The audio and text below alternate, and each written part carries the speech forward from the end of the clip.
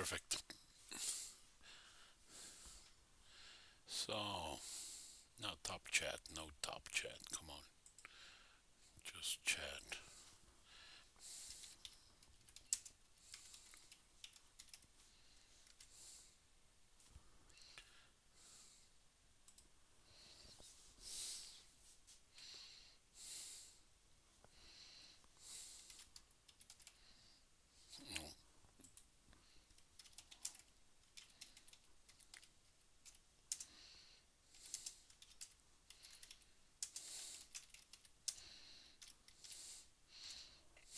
Just in case. Right. Just in case. So, I hope you can hear me well. Is anybody there? Just say hey in the chat. And as soon as we have some folks here, we can start the presentation of this way of doing outreach or live photometry. All right. Well, hello everybody.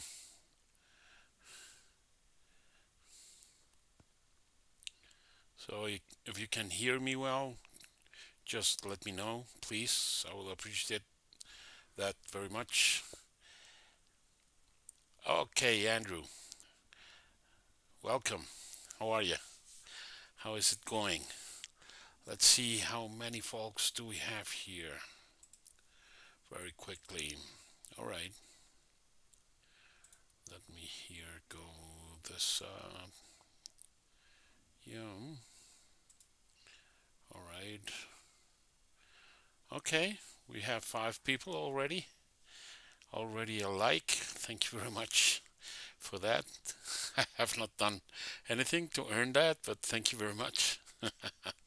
Very nice. Very good. Okay. So I will wait for another maybe two. Thanks for the second like. Awesome. For more people to show up, maybe we are 5 now.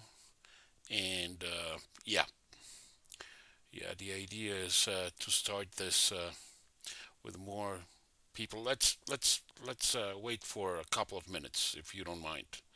All right, and to start this, and yeah, this will be a hands-on presentation, we can say.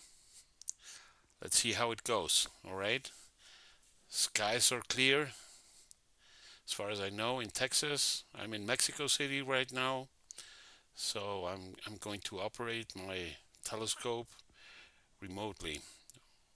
Very nice. Okay. Let's go here to OBS if you don't mind. All right. Thank you. So, yeah, it's going to be interesting, I believe, for all of you. You can do outreach easily with the Phoranso software. It's a little bit easier than IAJ, I believe. Um, and it's pretty straightforward. Even I could manage to get around it and put it to work. So yes, here we are. All right. So good. Let me check again. All right, still 5. All right. Let's wait for another minute. No problem. And restart. That's good. I have here my thing here, just not to get lost. Very nice. That's good. So, hello, Lauren. How are you? Just finished dinner. Great. Awesome. I haven't had dinner already. I was so nervous I couldn't. I just have a couple of cookies and a glass of milk. That's it. But after this, I will have some kind of supper, maybe. Thank you for showing up, uh, Lauren. It's an honor to have you here. Really, really. Thank you very much. I hope this how can we call it? This presentation is useful for all of you guys. Um, I find this very useful for outreach and also for personal purposes. No, for O minus C observations. Well, calculations. That would be very useful as well. No. All right, that's good. So, if you don't mind, I will get started right now. We are still five of us, and one has already left. No problem. But let's do this now, and let's start with a conversation. All right. So, first of all, I want to mention that we are going to use the star, which is high amplitude delta Scuti star called SC Lin, which is of course in the constellation of Lynx. Let me show you exactly where it is. Uh, I'm going to disappear from the screen a little while. I believe it's better to have the slides than myself. So yeah, Essilin is located about 2.5 degrees west of BN Lin, which is another variable star, which is the one that is at right of Acetylene in that graphic that I'm showing you right now. All right, and yeah, it's as I said, is a high amplitude delta Scuti star. The advantage of the stars is that they change brightness we can say very quickly, and this one changes from the lowest brightness to the highest brightness in about 1 hour and 21 minutes or something like that. No, so unfortunately today, as I was saying in the at the forum, we are not going to be able to see its maximum brightness because it just happened a few minutes ago.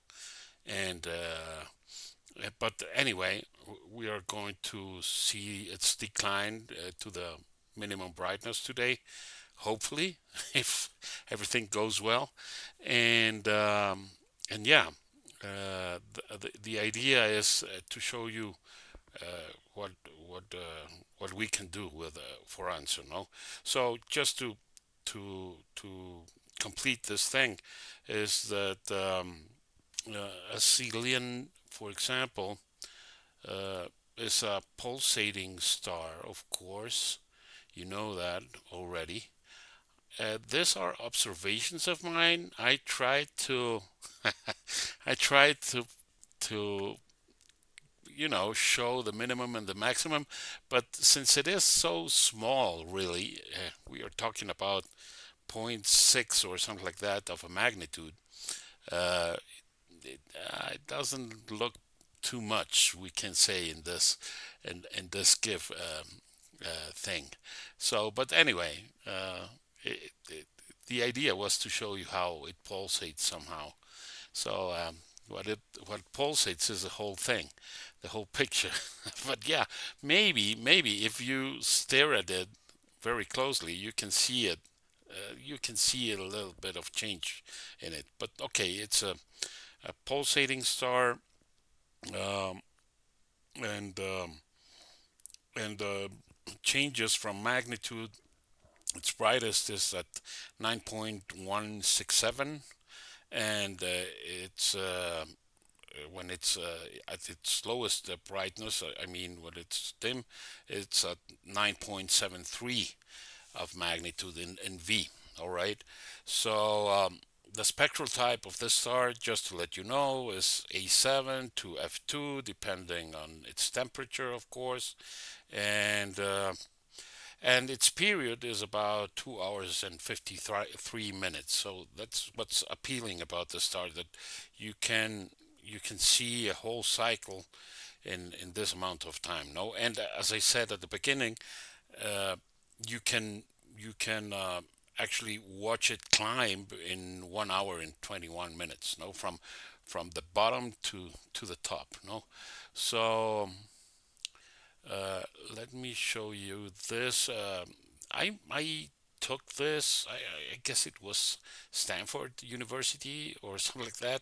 It's a very pretty neat application, online application, that you put some variables of the star, and I'm not. I don't mean that this is precise or true, but it's very approximate, we can say somehow. No, so the star is 2.7 the radius of the sun, so it's a little bit bigger.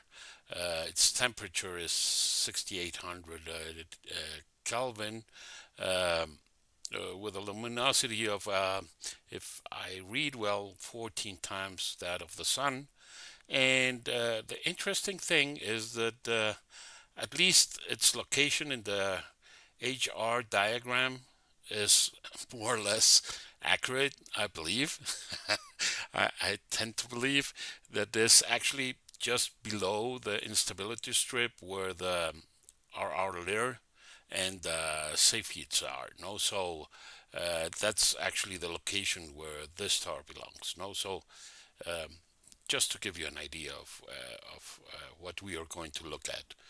All right, and all right, so I want to show you what I took about a few weeks ago. Uh, I took, I took data in V and B as well, in visual and blue, uh, uh, about 3 weeks ago, the whole night, and I was fortunate to get out. To get away with 3 cycles of this star. No, so here are the cycles. As I said, the maximum magnitude. What I mean with maximum in this case is the lowest brightness. It's 9.73, uh, and the minimum magnitude, which is the maximum brightness, of course, is 9.16. This, I must say, is according to the observations I made. I didn't take this from the VSX, so I took this from observations I have made in the past few weeks of this star. All right. So okay, that's about it. Um, uh, okay, so let's talk about where my rig is, where you're going to get the data of this star tonight. Uh, my rig is located in central Texas. We can say about two and a half hours away from Dallas, I believe, or took us a little bit more when I went there, but more or less, let's say 2.5, 3 hours away from Dallas, and it must be around 2.5 hours or 2 hours from Austin, Texas, to the going west. Okay, so it's in the middle of nowhere, as you can see here in this picture, and there's the address. The place is called Starfront Observatories. It's very popular up to the present time. It's popular because it's not so expensive, and a lot of people have, I mean, merged or trespassed, or we could say just put their rigs or installed the rigs there.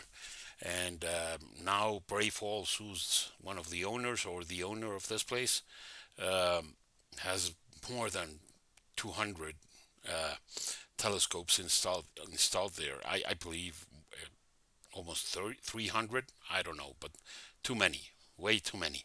Okay, so but it's in the middle of nowhere. The Bortle class there is about two, I believe, and they claim it's one, but I think it's not so realistic. It maybe is one-ish, two-ish, we can say, and but it's dark enough. I mean, it's a great place to have your telescope, and I'm glad that I can afford it for now. And that's where my rig is at up to the present time. All right, and let me show you.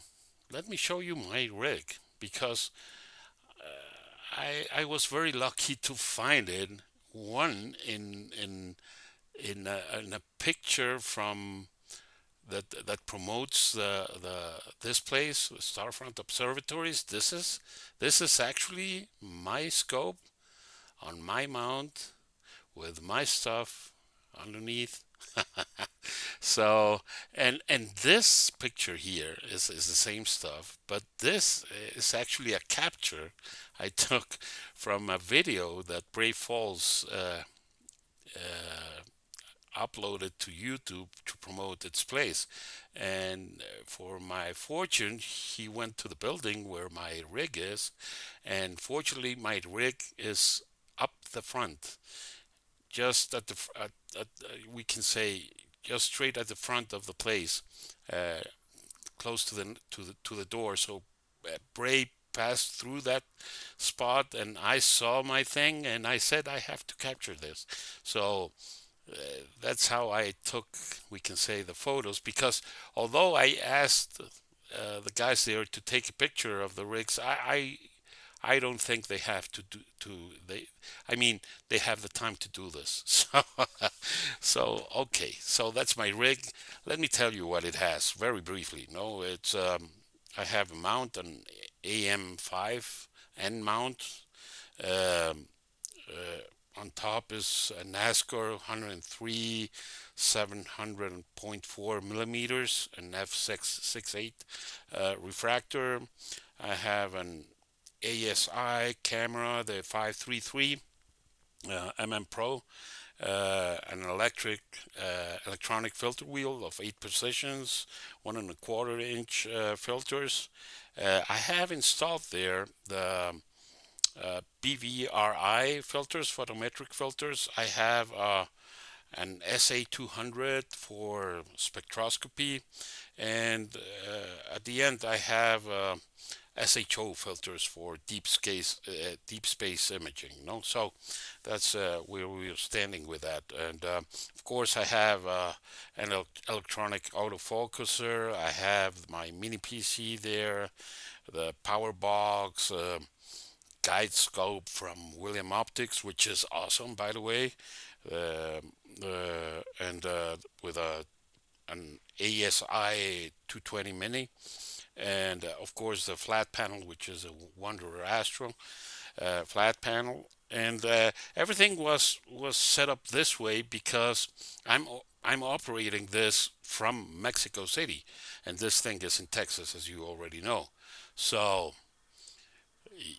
yeah, I know. It's a great tool. Yeah, I like it. I use it.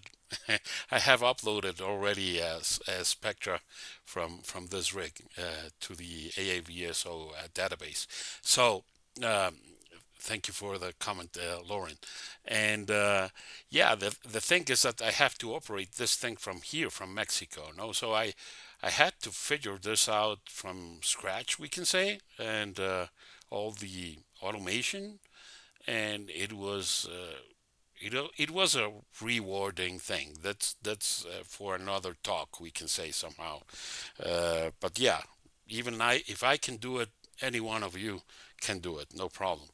Of course, I have for the power control, I have a digital loggers web power switch, so I can turn on and off remotely the whole thing, and that has served me well up to the present time. All right. So okay. Um, so let's see what's going on. Let's go to the beef of this talk. No, let's go. What's going on there at Starfront, and which is in Rockwell, Texas. Let me change here. Okay, I'm here again. Well, what you're seeing is actually the screen of my computer in Texas. All right. It's actually plate solving right now, and it's going to start, we can say, the process of fetching data of this amazing star. Let me show you something. Let me show you how my rig looks while this thing finishes its stuff over there. So okay, because I have a camera now it's underexposed because of course I was using this in the afternoon just to check it out that everything was working well. Okay, let's see. All right, there is Orion. My rig is over here, but you cannot see it still. So let me crank the gain a little bit. Maybe, yeah, there you go. A little bit better. Let's put it 6 seconds instead of 4. All right, there you go. Okay, here is Orion. Nice. Oh, there you go. Huh? Purple, purple, very purple sky. So that's the sky we have right now. It's freezing up there, down there for you guys. It's about 8 degrees below 0 Celsius. I mean, I don't know how many Fahrenheit are those, uh, but yeah, it's freezing. Satellite, okay. This is Cassiopeia. This is my rig actually working already. Okay, in position, and it's going to, like, actually, it's going to focus to do the autofocus routine right now. Yeah, no, it has already started. Okay, that's a plate solving. So it's waiting here. Guiding is okay. Not awesome, but it's okay. It's fine. No problem. So now it's going to start taking pictures of this. And what I'm using, sorry, I didn't tell you. If you don't know it, I'm using Nina. Of course, it says Nina here, but maybe you haven't noticed. So I'm using Nina, which is an awesome capture software. I can tell you that. I use it for photometry. I use it for spectroscopy. And I use it for, of course, astrophotography as well, no? Which is meant for astrophotography. But uh, while the first picture gets in, I want to show you a nice plugin that you might be interested in, which is called the, if you have Nina, if you don't have it, please get it. It's free, and of course you can contribute with something if you want to. It would be most appreciated. It's not for me; it's for those guys. But what I mean is that the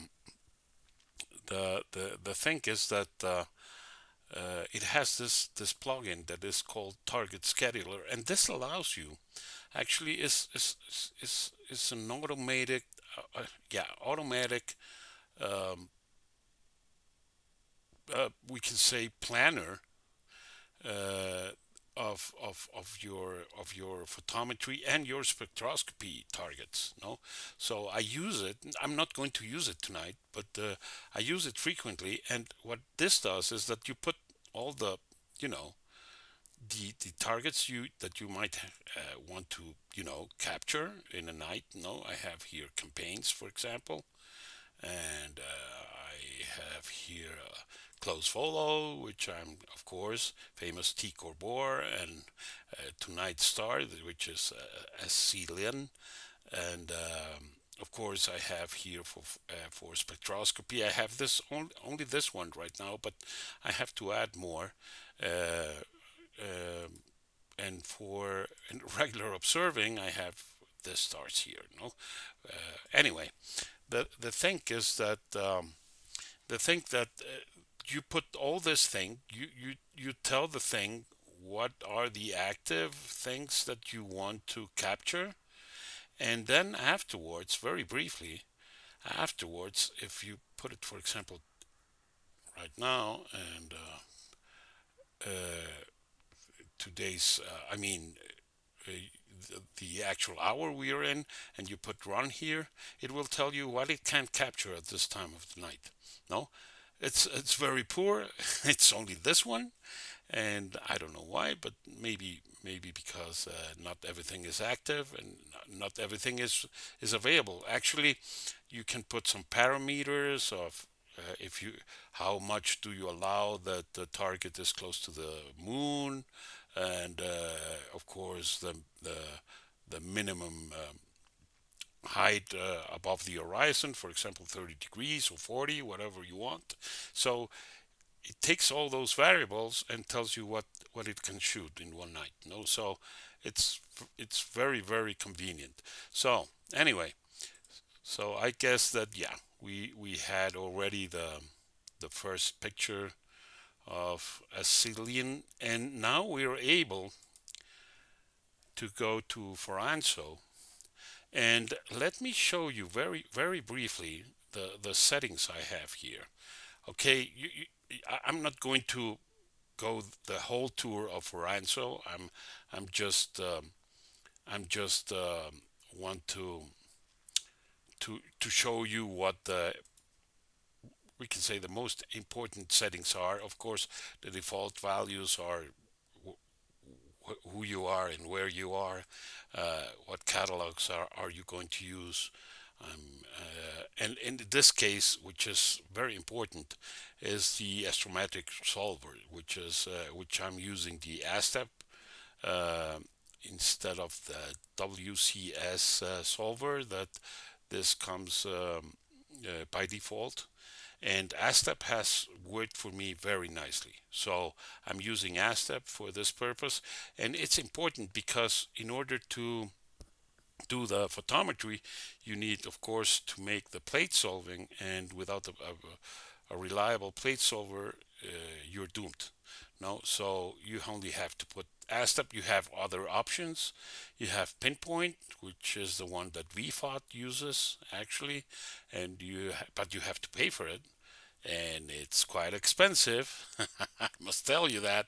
So and you have the of course the one that is by default on this software is WCS Auto Solver, no, which I don't use for live mode photometry because ASTEP, I repeat, has worked well for me. All right, and then okay, you have to make a variable ID card.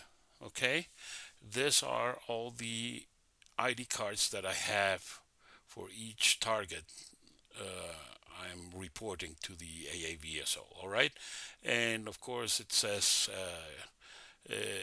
Of course, right ascension, declination, all the information about the variability type, magnitude, range, and V, and blah blah blah, all that stuff. All right, so you have to put this information, of course, the comparison stars, check stars, reference stars, everything has to go in here. I, I'm not going to walk you through this because it's not cumbersome, but it's a lengthy process. I don't think it's it's needed to show you this. Let me tell you something. This software, this and Phoranso, which is the light curve analysis software from Tony Van Monster, is they have very good tutorials, so it's very practical. Sorry, the camera is sticking there, so that's why I'm doing this. And then you have the photometry itself. No, so the photometry itself. Well, here we have the screen. No, you have to tell it which folder do you want to fetch the data from. Which is this is not correct. I have to actually send it here, here, here, select folder. All right. So I'm going to use the calibration group, which is the calibration frames I took and of course their integration already. So I'm going to use this group, which is a bias, a flat, master flat, and a master dark as well. No, and okay, that's all for the live mode. When you're in photometry, if you don't check this, it will do a normal photometry, you know, evaluation. No, but with live mode, it will go to that to that folder and see if any pictures are in, and it will retrieve the pictures, calibrate the pictures, and then do, well, of course, do the plate solving of the pictures, and then actually do the photometry itself. No, and it can show us not only the photometry, it can show us also the graph. No, and that's what we are going to see in a couple of minutes, in less than that. All right, so clean photometric memory after reports. No, not now, not really. We don't need that. Okay, so that's good. So you only put live mode. You have to put calibrate science images in order to get a good photometric analysis, and then and we want to see the FITS image that is actually using for the photometry in real time. No, so you only have to select this. That's it. This you produce it before. You have to produce it when you install the software. Of course, afterwards, all the calibration frames that you need, and then you select live mode, calibrate science images, show fits image, and you just put play. And well, let's see if everything goes well. All right. So here's a fits file. Let me put it here. Yeah, of course the solving failed. Let me see.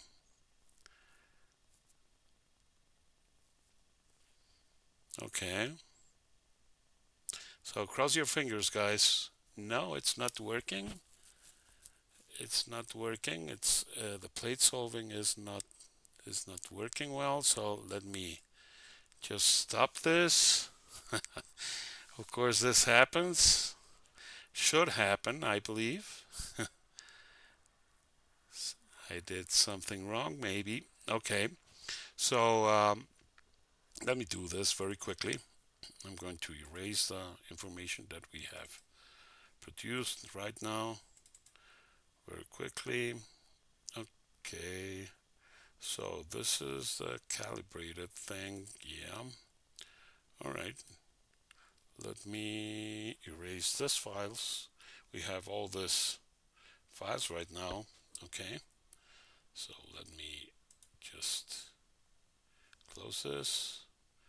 All right. Let me close this again. Let me check again that everything is fine. Okay, live mode. Let me see. Yeah, I think that's the only. Yeah, actually, yeah. We don't have anything else, right? Very good. Yeah, calibrate science images. Show fits image. Okay, we are good with that. I don't know what's going wrong. Let me do this. Maybe, just maybe. Let me go back because I was talking bad things about WCS autosolver. Let me change to that. Just just to see. I'm sorry about this, but I have done this many times before. And let me check this. It doesn't matter. It doesn't. I mean, then calibrate science images. Yeah, you have to calibrate them. Maybe. Well, let me run another one, and let's hope for the best. Okay.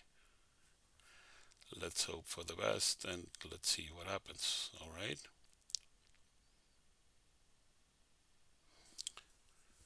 So let me.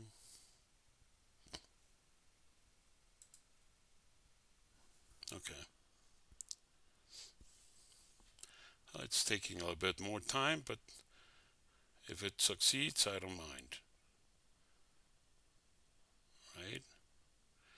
WCS Autosolver takes a little bit more time, I must say. No, it's not solving the image, not the. Okay. That's strange. All right, let me see how the picture looks. Okay, looks fine. This is our star. Yeah, doesn't look bad. But anyway, okay. So bear with me a little bit.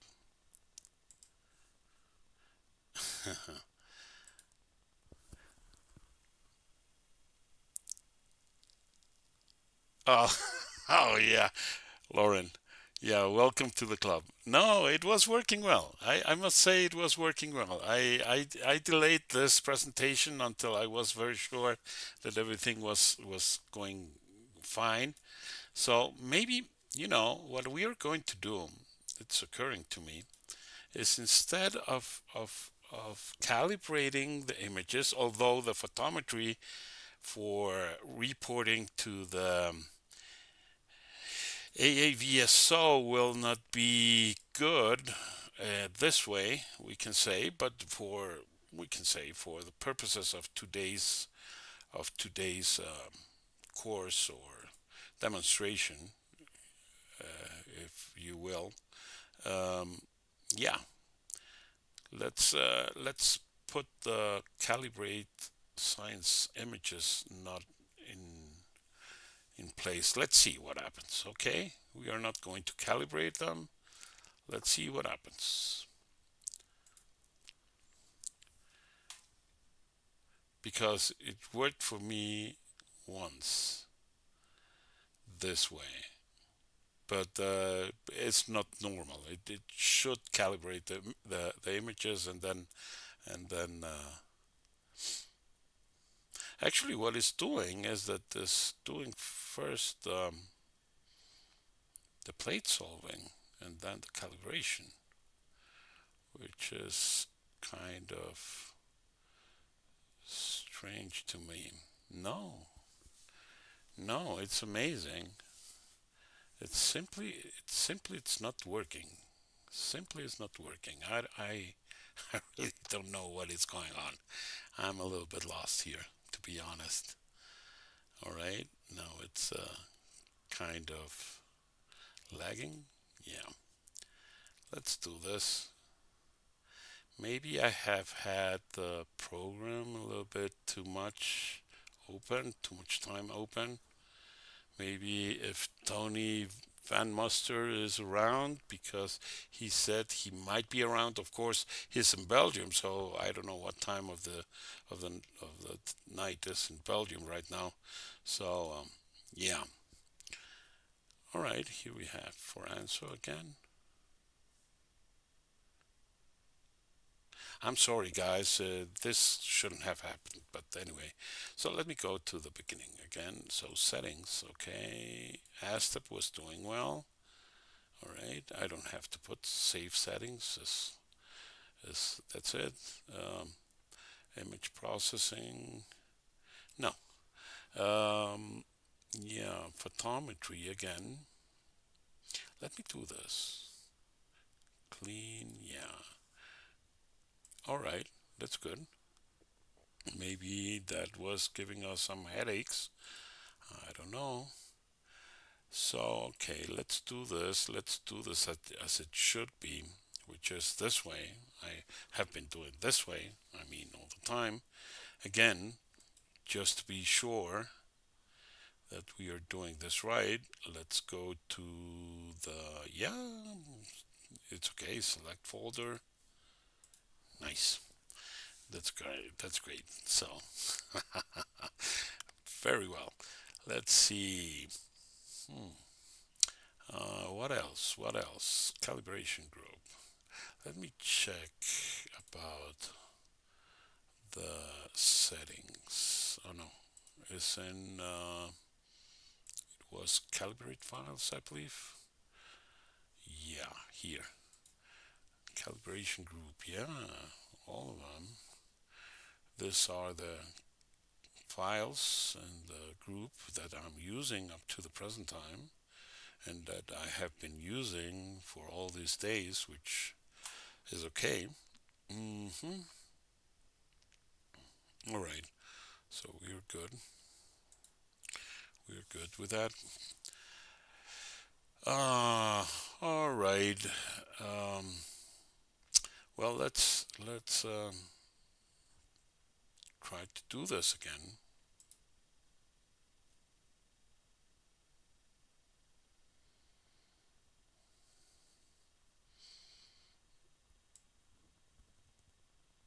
Let's see. Oh, okay. No, another one. No, red again. It's actually it's not doing the stuff here. So, well, let's see. Let's wait a couple of more. Maybe I don't know. Maybe the first ones didn't come right. I don't know. Really, I'm embarrassed right now. I'm really stuck with this. Amazing. So, okay. I'm sorry, guys. I'm sorry, guys. But yeah, it's not working. It's really not working. So, I don't know what the deal is here, but to be honest, I have been in touch with Tony in the past weeks very closely, giving him reports on what the difficulties I have had, and he has been working on the software, I must say, and he has improved it a lot. And let me tell you something. I didn't I didn't update because there's an update of the software. I didn't update the software because I was using it. The version I'm using right now is actually the one that has been working for me okay. So I really, which is 1.06.8. Well, now is the 9 available. So if you bear with me a little bit, if can I update it or no? I cannot update it because tutorial no no no no no no. I remember that you cannot update it here when you want to. I said to update tomorrow in order to avoid any trouble. But I guess I'm in worse in in not a very good shape right now. So yeah, no, this is fine. This is fine. The catalog is fine. I haven't changed anything of this, so that's okay. And well, you know, let me check this out. Let me put just let me play a little bit. So here is SC Lin. So if you bear with me a little bit, maybe you can take out something good out of this. So I'm going to take a fits file from here. All right, not a calibrated, a normal fits file. Okay, and let's see what happens. Let's see if it plate solves. All right. Now it's in one of the corners. There's our star. Loading. There it is. Very nice plate solved. Look. Even my check stars, comparison stars, which are these three that are visible as well for all of us, it's actually locating the thing very nicely. So That is strange. That is real strange. I don't know. I don't know what's going on with live mode now. All right. Um, okay. Let's do this again. Clean. Yeah. Let's see if I don't have. Okay. Yeah. Look. All these files. I have to get rid of these files. Maybe there's another one hidden there. No. Okay. That's good. No more files related to the photometry. Okay. That's good. No. Okay. These are only lights. Fortunately, I have this running for all night, so I don't want to keep you all night here, of course, but I'm a stubborn guy, so let's try to do this again. So, an astronomer without trouble is no astronomer, I believe. Okay, so there you go. Okay, that's good. So don't calibrate. I don't want because it's recognizing the raw file as it is. Okay, we have seen that already. All right, and okay, so let's see, Lauren, what do you have in mind? This is just a guess and probably not helpful. I don't know, maybe yes. But how short are these exposures? I wonder if perhaps the solve is being cut off too early. Oh, that's a good question. Yeah. Uh, Yeah, that's right. It ran so quickly. I agree with you, Lauren. I agree with you, Lauren. It was so quickly. Actually, it is as quick. Yeah, very quick. So I know I have tried this, but uh,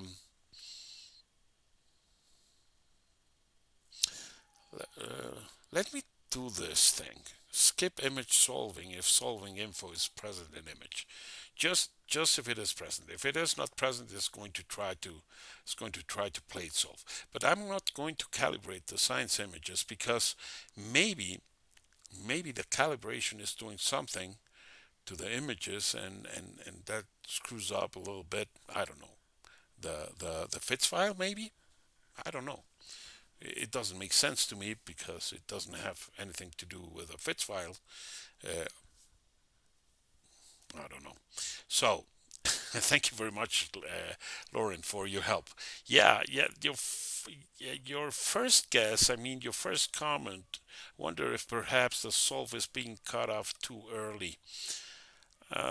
No, they are not short. Actually, let me show you something for all of you guys. Let me show you the sequence here. And no, my exposures are 60 seconds and 30 seconds. They are not short. Actually, they have to be long because this target is, well, it's, as I said, this 9 magnitude in V, so it's kind of dim, not very dim, but it's kind of dim. So I need all this amount of time to get the data on. So that has been working well. I have not changed I mean the exposure time anything. This has been working for practically months. So that is okay. And you know what? Let me do this if you don't mind. So this is our star, okay? So yeah, I'm getting yeah, great ADUs. 3353. Yeah, this is one of the check stars. This is another one. Plate solving should be. I mean, even Nina can plate solve. Look, there, it's plate solved. I mean, it it wouldn't have gone here this too far so far. I mean, Nina, if it didn't plate solve, no. So yeah, how quickly the individual can be plate solved? My guess definitely seems incorrect. I don't know. Yeah, but but you're not so you know so far away, Lauren. I don't know. Okay, so let's try this. Cross your fingers. So what I have done differently now is I'm not calibrating science images like as I did before, but what I did is that I put this clean photometric after reports generation, which I mean, it doesn't affect at all the process, I believe, because this is at the end of the process when no more fits images are coming into the folder. All right. So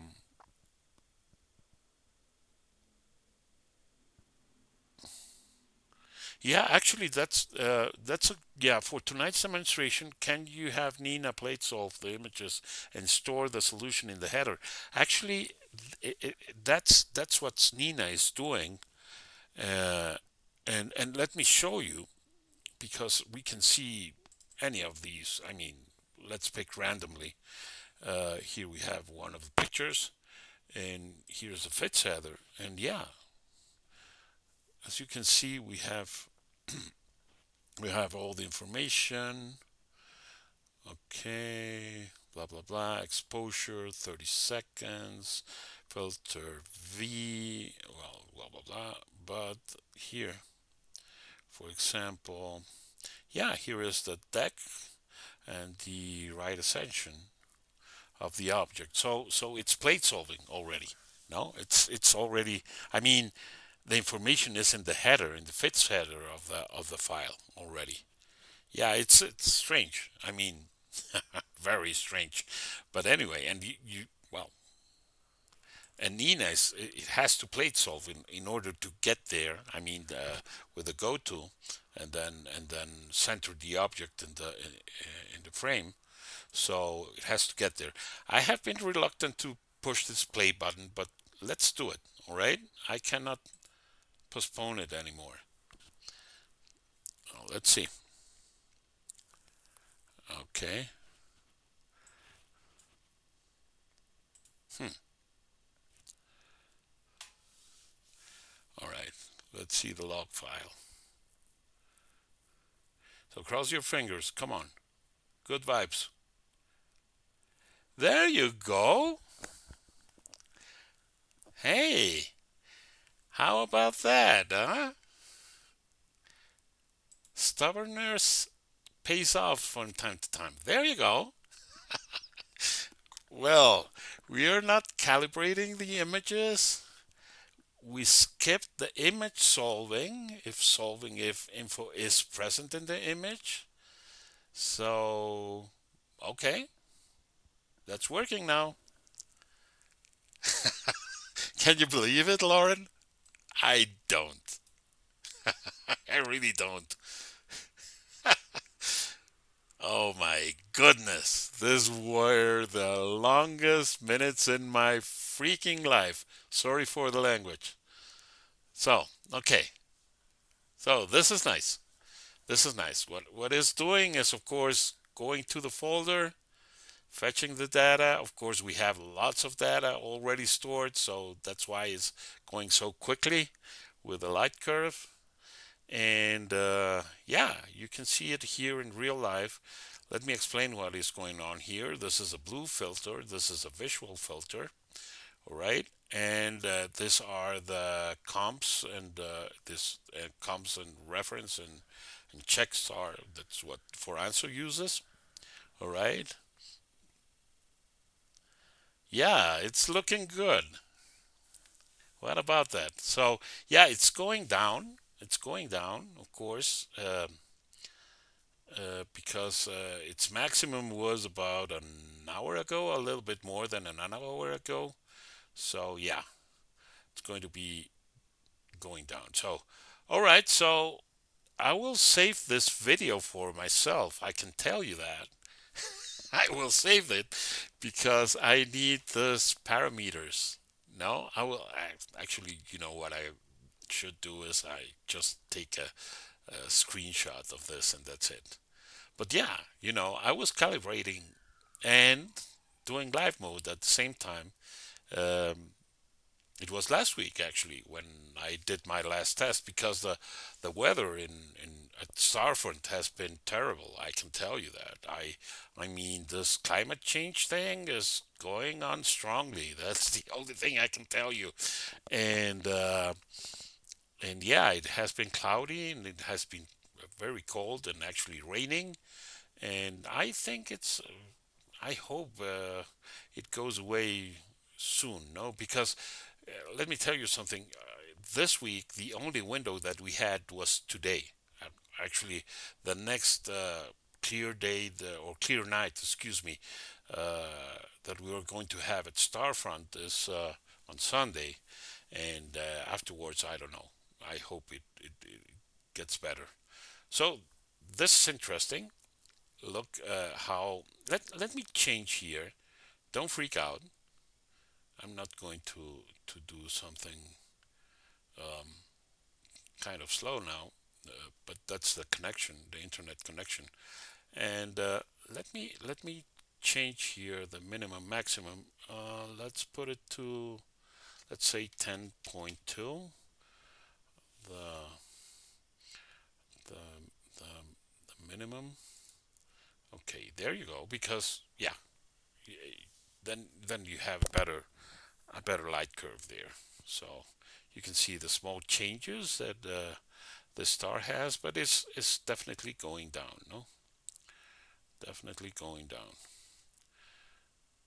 So this is interesting, and of course the idea is that at the end of the night, well, I'm going to fetch data of this star until, let's say, three something in the morning, when it goes below 30 degrees or something like that, and then afterwards I'm going to fetch data from Tycho War, of course, for the rest of the early morning, we can say. All right. So looking good. So this is how it works. As I said, it is kind of straightforward, somehow. But yeah. The idea is that you can show this to the people. Actually, let me be very blunt to you. Uh, I did this a couple of weeks ago, also on live stream for Spanish-speaking followers of my channel. So, and it worked just beautiful, without a problem. No, so as it was, as you saw it, I haven't changed this and I haven't changed the parameters until today. But you know, you have to wiggle a little bit with this. So yeah.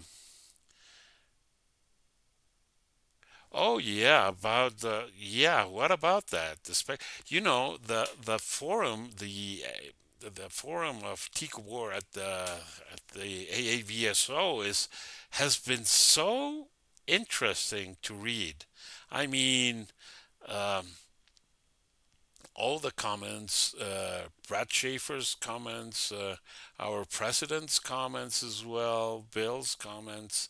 So Brian's, excuse me, comments have been very. I mean, I have learned a lot about this star, and not only this star, about this kind of um, of binary systems, of symbiotic systems. It has been very enlightening, very very very interesting, wonderful. I have really been enjoying all the back and forth about this hype that we have right now. And according to Brian, as far as I know, or if I understood well, is that this is, I mean, the this activity, or the emission lines that we are now seeing in Tico Bor is because they have been seen before quite often in the more or less the same manner. So, and what I understood is that this is more related to the orbit of the system itself, And let me put this because it's not updating. There you go. And uh, so it's in regards of the orbit, no, what we have been seeing with this thing, and it doesn't mean necessarily that the outburst or this is a trigger or for the outburst. No, of course we don't know what the trigger is, but all these observations um, are, you know, are going to be so useful in photometry and spectroscopy, and because it has been, I think it has been the most followed star up to the present time. Actually, when you try to plot a light curve in AAVSO's website, sometimes it crashes. I don't know if this has happened to you, but there are so many observations, I believe, that this definitely crashes. No, so there you go. Now, now what you have seen that jump there, because now we are really in live mode. So it's what this thing does is that if no new science images arrive at the folder, we can say it waits for 3 minutes, as it says here. And if after 3 minutes it doesn't receive anything, then it stops and makes the report. No, so um, anyway, so it's going to take a little bit more time now. All right. So there you go. There was a time gap there. I don't know why. Hmm. Interesting. So yeah, yeah, and it does very quickly. I mean, the plate solving very quickly, very quickly. So again, for all of you guys, this is great for outreach as it is right now, as I'm using it right now. Not good for reporting to the AAVSO. You have to calibrate those files, and then after calibration, you know, upload those files or make the report here in Phoranso, and then do your transformation as well. All right. So, okay, Lauren. Yeah, you can. Yeah, you can confirm what Ryan said. Yeah, it made so much sense what he said, and he showed a lot of spectra, and I mean, I loved his post really. I really loved it. So I reviewed most of AV specs incoming spectra. Yeah, I know. I know that was a hell of a job, huh? And based on looking at those, emission has strengthened like this several times before. Yeah, I agree with you. Actually, one of the last posts, I don't remember who placed it really, but he says that we are looking at the binary system right now, and the white dwarf with the accretion disk is just in front of us. So that's why this emission line is strengthened. It makes sense to me. It makes sense to me. Um, the emission line fluxes, yeah, I know. So I can't say for sure that this brightening isn't larger than usual. Might be, yeah. I agree with you as well with that one. But what Brian showed is they are very similar, we can say. But the flux, yeah, you're right about that. Yeah, yeah, that does make sense. Yeah, yeah. To me, it did make sense really because yeah, yeah, yeah. That's right. Actually, yeah, we went from. Let me tell you because I can see it here. There you go, 9.457, even with the uncertainty range, which is plus minus 0.003. And but what did I say? I mean 9.4577. Excuse me. And this is, yeah, 9 point, yeah, two, yeah, almost 3 magnitudes. Yeah, that's right. In V. Yeah, that's right. Yeah, as as you might know, Lauren, this goes down not so quickly as it goes up, so it takes more time. It's a fin, we can say a fish fin or a shark fin, excuse me, a shark fin shape of the light curve. No, so it goes slowly down and then picks up very quickly. No, well, sort of. No, in 1 hour, 20 minutes. No, but anyway, so it's going down, and I mean its minimum is, I mean that I have recorded up to the present time is around 9.7, so we are close to that. Let me check. 9.6. Yeah, that's right. 9.6, 9.4. We said no. 9.545. Okay, 4.6. That's good. Yeah, two magnitudes. And this time. So, so that's that. And of course, I was so worried about this, and I was just watching the log file. But actually, you can actually show the your audience, or if you're in a star party or something like that, you can show your friends and your attendees the actually the last picture that it was taken and it was measured.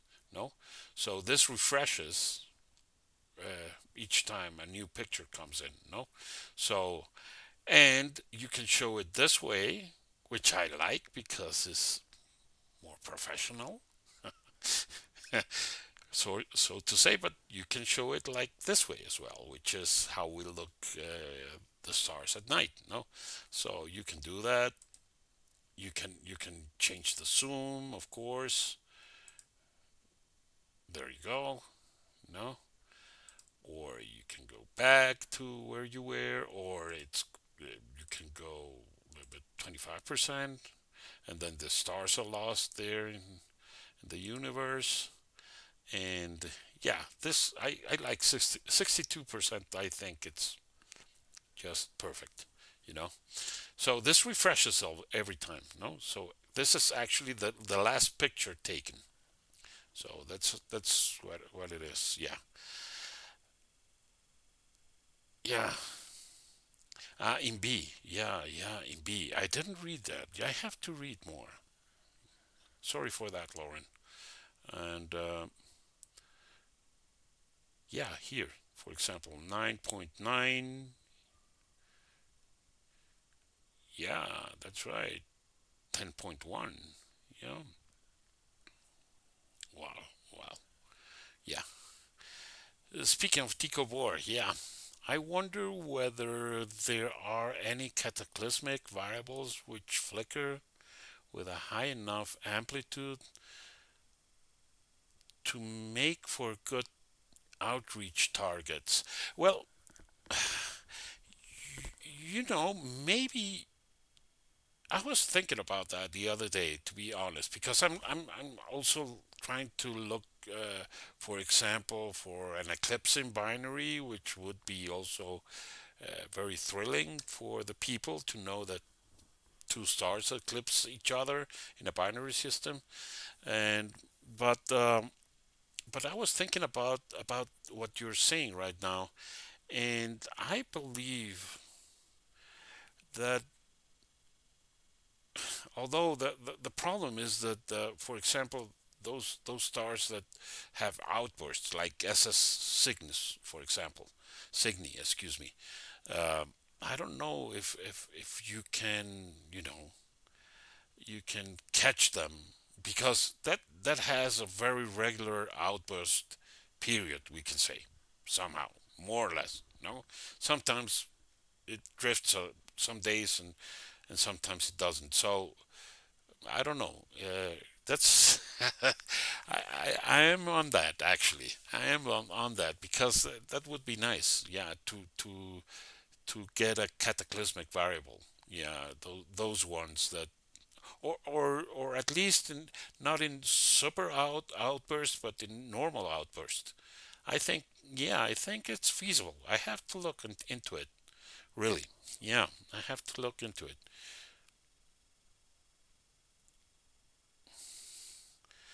Yeah, but maybe you could make a point about how one of the stars in the field is acting. Yeah, that's right. You're right about that.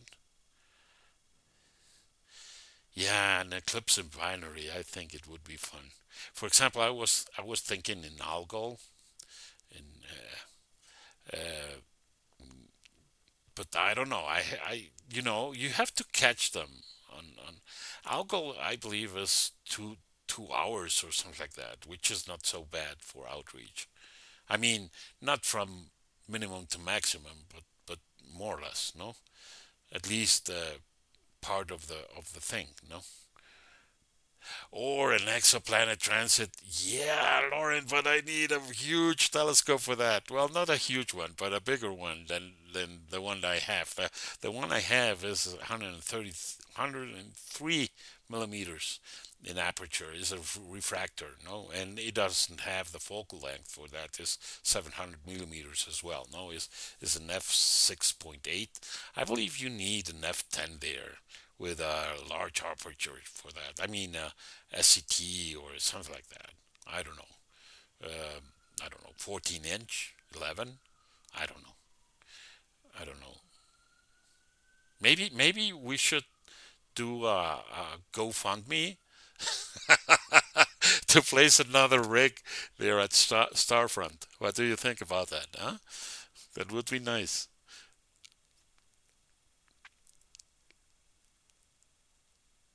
Yeah, it's small for that. It's definitely small for that. For exoplanets. But that is thrilling as well. I mean that that would be nice. I mean, yeah, that would be nice. That would be nice. Yeah, that would be a great idea. I know. I know. I know. Maybe I should do it. So yeah, look at that. It's going down. It's definitely going down. So so guys, well, uh, most of this presentation, demonstration, whatever you want to call it, has been troubleshooting somehow. I don't know how much it was, but we solved the problem, and yeah, but yeah, you see that Phoranso is a software that can work for this. It's not so complicated. Even I can use it, so and I can fix it somehow, and I don't know. Maybe this has been useful for you guys. Uh, it's already more than 1 hour transmission. So I don't know if you have any further questions, comments. Of course, I'm happy to solve them. Although you have seen already uh, the whole thing, no, the whole circus, in case things don't go well. No, so maybe this is a good tutorial to fix some kind of issues in the future for you guys. And really, I hope that if this is appealing for you, but as Lauren said, there are so many objects that we can actually do uh, live photometry uh, for, I mean, during star parties or like this session, for example, YouTube or in a school or something like that. That would be that this is very interesting because you can see in real time um, how the brightness of a star varies and how it's measured, and how photometry is done. No, of course you can explain a little bit further what you're doing here, and exactly about the aperture photometry, how it works, blah blah blah, all that stuff. And I think it's very interesting. But yeah, there are so many objects, you know, exoplanet transits, eclipse in binaries, HADs. Phew, my goodness! Even I can tell you this. Even some sea feeds. No, that you want to grab the peak or or the minimum of of a C-feed star and explain what a C-feed variable is and the importance for our cosmology and blah blah blah, all that stuff. So yeah, there's a lot of beef here that you can take advantage of. No, so um, let me tell you something else, guys. I have seen a lot of YouTube videos of all kinds, for astrophotography, for outreach. Um, I mean, Fraser Kane, Dr. Becky, you name it, no, whoever, and but nobody shows how astronomy is done, how we take data and the relevance of the data that we are taking, and nobody does that really, and I think this is a very interesting subject to show to the world, especially on these days, so guys, thank you for being here and for attending this session. I hope it was not so frustrating for you guys. I hope you didn't lose the patience. Uh, Lauren, I thank you very much for your support and being here and your very wise comments as always. And let's see you around. Don't get lost, all right? And thank you very much. I'll leave you alone, and I just showed you how to use Phoranso and fix things somehow. Okay, have a great night, everybody. Thank you again so very much for being here. Bye bye.